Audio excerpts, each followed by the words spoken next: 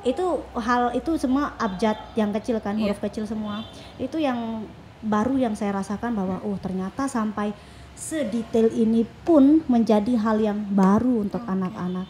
Wow. Ya, dan suku kata itu tidak untuk anak kelas 1 dan 2, itu untuk anak kelas 3, 4, 5. Oh.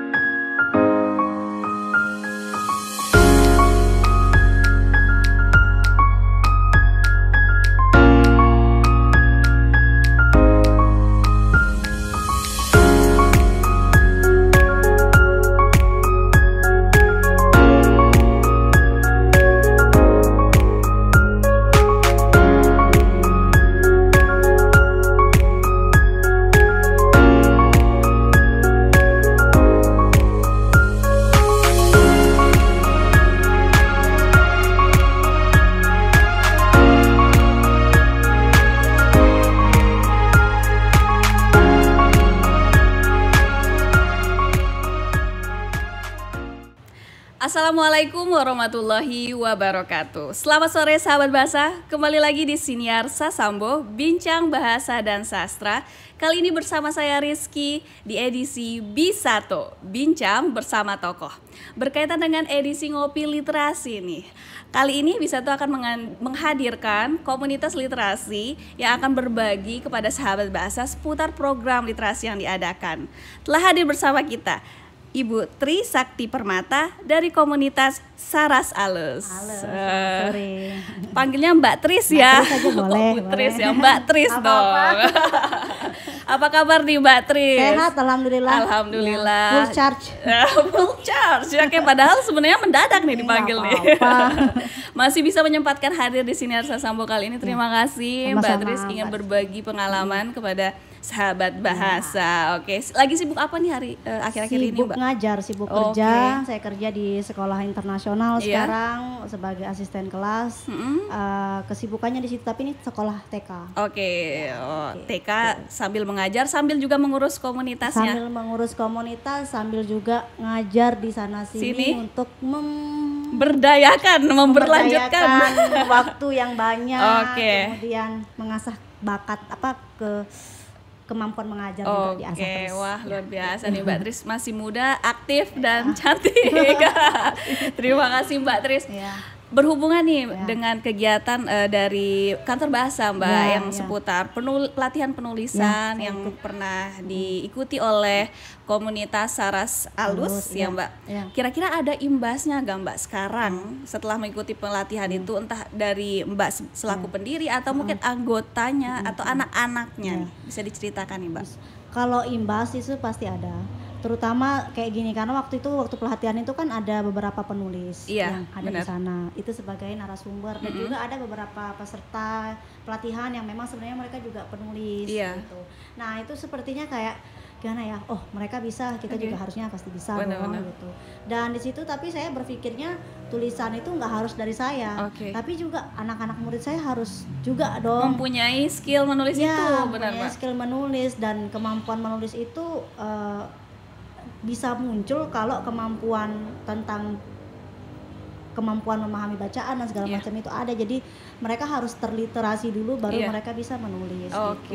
Dan itu yang membuat saya seperti misalnya kayak kalau mereka harus menulis, harus bisa menulis, berarti mereka harus bisa memahami kata, memperbanyak kosakata dulu baru mereka bisa menulis seperti itu. Dan imbasnya sih lebih ke kayak kebiasaan jadinya jadi kita harus terbiasa untuk membaca dulu baru bisa menulis gitu. Jadi lebih ke sana ya Mbak ya. Dan Mbak melihat positif ya?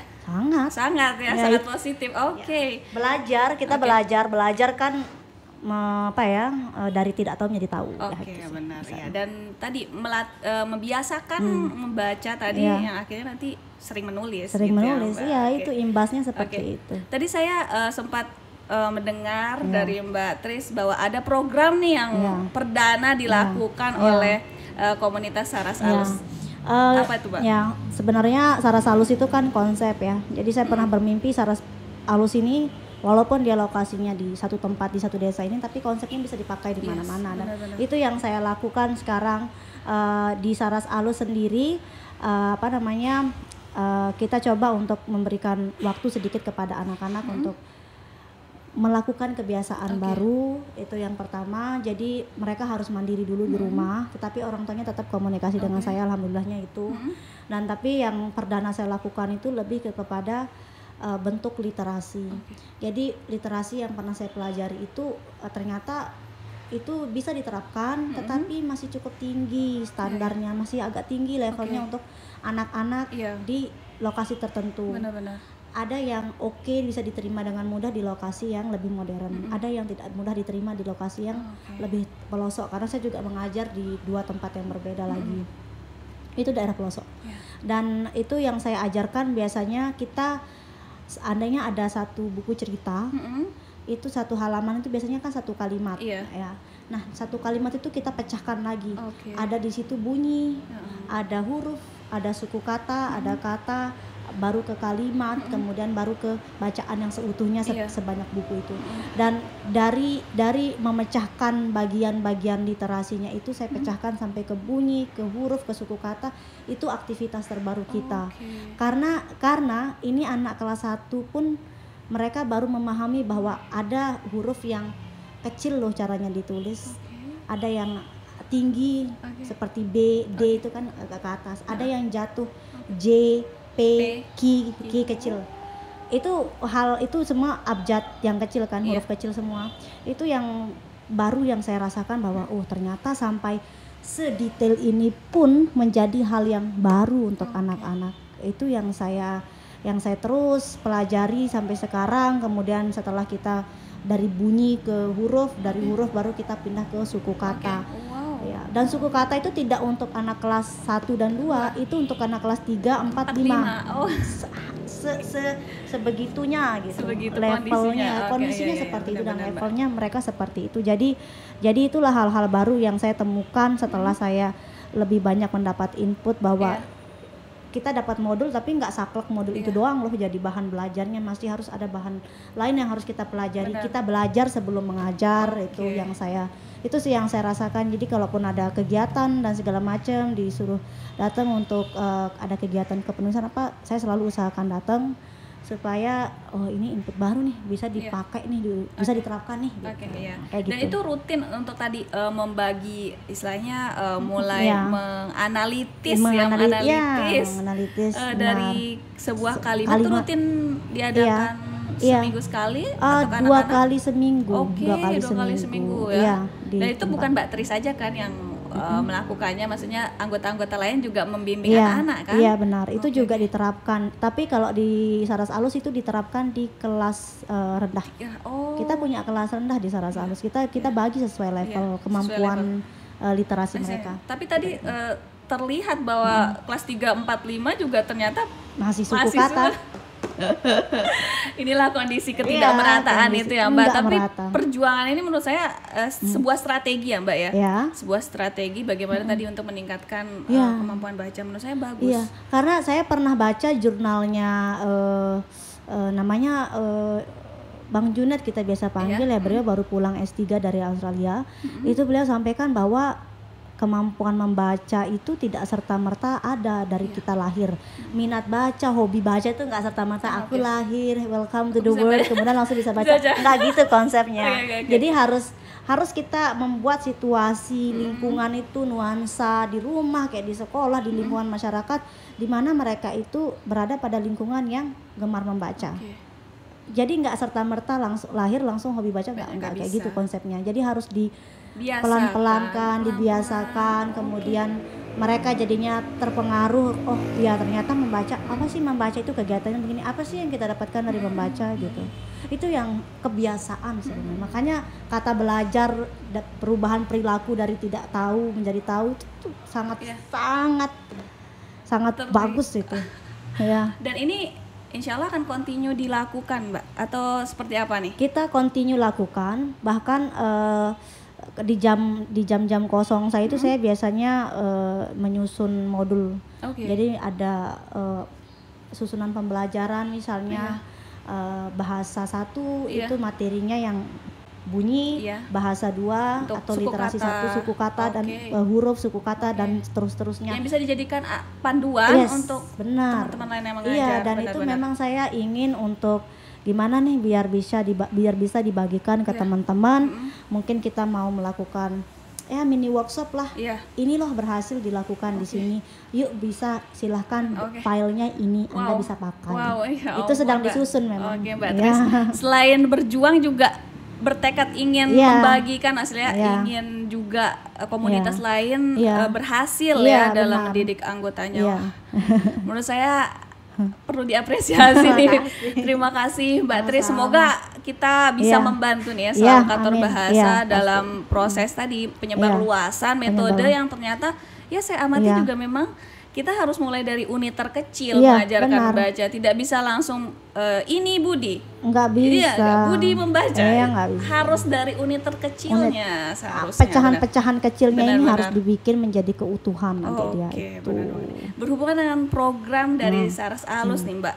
Untuk 2023 nih, kira-kira program apa aja yang bisa dibagikan ke sahabat bahasa yang mungkin bisa menginspirasi juga nih untuk sahabat bahasa ikuti? Karena saya kan sekolah bekerja di sekolah internasional ya, jadi mereka punya kurikulum yang cukup mumpuni gitu. Mereka itu ini kan preschool, tapi preschool ini saya pernah adaptasi materinya, saya ubah sedemikian rupa, tapi intisarinya sama. Kemudian saya terapkan di sekolah dasar dekat rumah saya. Di sana saya volunteer teaching, saya ngajar gratis di sana. Jadi saya isi 1 jam setiap hari Sabtu pagi, dan itu ternyata materi untuk preschool itu ada yang tidak bisa juga walaupun itu di kelas 4 gitu. Jadi yang menjadi, kalau bahasa Inggrisnya sih trial error. Kita coba. Oh ternyata nggak berhasil. Oh ternyata diperbaiki, evaluasi. Ini hasil yang paling bagus dan ini bisa diterapkan. Saras Alus 2023 itu lebih kepada satu materi, satu substansi, tapi banyak metode. Itu yang saya dapatkan, ilmu besar yang saya dapatkan di tempat saya bekerja ini. Satu materi, satu substansi, tapi cara memahaminya itu beragam. Entah dari kreativitasnya yang berkaitan dengan materi itu, entah dari menulisnya yang berkaitan dengan itu, entah audio visual yang berkaitan dengan itu. Metodenya banyak. Itu yang akan dikembangkan untuk 2023. Makanya saya tadi bilang saya tuh lebih ke fokus sekarang untuk susun materi sebanyak mungkin. Sama dengan mengajar. Sebelum mengajar saya siapkan materi. Walaupun saya tahu 1 jam pertemuan, tapi yang sudah ada di tangan 2, tapi yang sudah disiapkan 3-4. Siapa tahu anak-anaknya cepat mengerti. Ada jam setengah jam kesisa kan, sayang loh jam setengah jam tersisa. Jadi saya pakai untuk kita kalau ke materi baru nggak apa-apa ya. Gitu. Tapi tetap ada refreshment lah istilahnya, itu kayak penyegaran. Jadi anak-anak sebelum ke materi selanjutnya, ayo kita mewarnai dulu yuk gitu. Itu selalu saya sediakan lembar mewarnai yang ukurannya kecil-kecil supaya hemat juga biaya cetaknya. Dan anak-anak nggak harus mewarnai banyak banget, 1 HVS kan besar ya. Jadi dibagi 2 itu anak-anak warnai. Itu. Bu Tris ini sosok guru impian ya.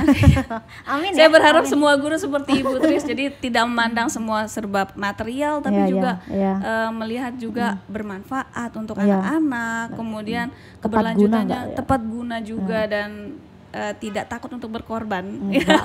Enggak. Yang saya korbankan mungkin waktu yang saya korbankan, waktu saya. Tapi ya kalau saya juga cuman rebahan di kamar ya sayang 2-3 jamnya itu bisa saya pakai berkendara setengah jam, mengajar anak 1 jam, pulang lagi setengah jam, 2 jam untuk hal yang berguna. Saya pikir itu lebih berguna. Perlu diikuti ya sahabat bahasa nih. Ini berhubungan dengan kegiatan yang sangat bermanfaat itu nih Mbak. Mungkin ada harapan mungkin yang bisa Mbak bagi di sini, bagaimana nanti kerjasama dari Saras Alus atau nanti komunitas lain dengan bersama kantor bahasa nih, bentuk sinergi yang diharapkan itu seperti apa nih sebagai curhatannya lah. Kalau kemarin saya pernah ketemu teman, dia mengembangkan buku cerita yang diterjemahkan gitu, dan itu katanya dari kantor bahasa juga. Yang ada 10 buku cerita.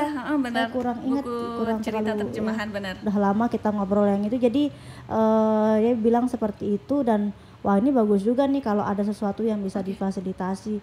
Kita kan kalau kita punya file di komputer mungkin banyak sekali ya, kita bisa share lewat Google Drive, cuman kan kadang kita butuh nih yang cetakannya nih. Kayak teman-teman itu kan banyak yang di pelosok. Siapa tahu di sana nggak ada koneksi internet. Bener. Iya, nggak ada sinyal bisa jadi. Internet apalagi. Gimana mau akses Google Drive kalau nggak ada internet kan? Jadi handy handy book lah, buku yang bisa dibawa kemana-mana, yang ini materinya ini, jadi tinggal kita tulis gitu.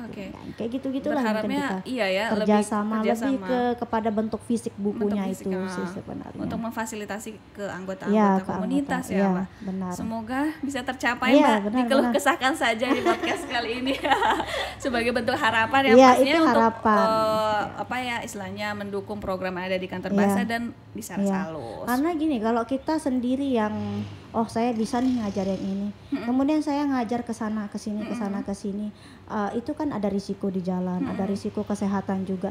Gimana kalau kita share ke orang yang bisa mengajarkan kembali, training the teachers, instead of saya yang harus selalu ngajarin anak-anaknya. Jadi kita lebih kayak oke nih ketua komunitasnya nih, anggotanya atau pendirinya, ayo kita duduk bareng, ini loh yang bisa kita share, ini loh yang materi ini, cara ngajarnya yang seperti ini, metode yang metodenya seperti ini, alat mengajarnya yang dibutuhkan ini. Saya lebih suka ada yang seperti itu daripada kalau saya harus ngajar di sana ke sini tempat. Itu banyak risiko karena kalau jalan sana sini sebenarnya. Dan ini yang masih di bahasa Indonesia, masih tentang literasi juga. Di bahasa Inggris, karena saya jurusannya pendidikan bahasa Inggris, itu juga sedang dilakukan. Alhamdulillah sudah sampai ke bab 20-an kalau nggak salah, itu sudah ada materinya, dan itu sangat bisa diajarkan oleh, sekalipun Anda hanya bisa berbicara sedikit. Saya susun untuk dibagikan. Dan teman-teman lain bisa menerapkan di komunitasnya masing-masing. Bisa. Dan saya sudah siapkan filenya kok. Hanya komunitas harus alus aja yang besar, semuanya besar. Kita bareng-bareng lah. Bareng-bareng. Gerak sendiri nggak bisa. Sendiri nggak bisa, benar banget Mbak, dan penuh resiko. Iya, benar. Oke. Seru sekali nih berbincang dengan Mbak Tris ya, tapi kita harus akhiri siniar kali ini karena waktu sudah harus memisahkan ya. Terima kasih Mbak Tris sudah hadir, walaupun dadakan masih tetap menyempatkan waktunya nih untuk berbincang seputar literasi. Terima kasih Mbak Tris. Oke. Baiklah sahabat bahasa, sekian Siniar Sasambo kali ini. Jangan lupa saksikan video Siniar Sasambo lainnya di kanal YouTube Kantor Bahasa Provinsi Nusa Tenggara Barat dan Spotify Siniar Sasambo. Wabillahi taufik wa hidayah. Wassalamualaikum warahmatullahi wabarakatuh.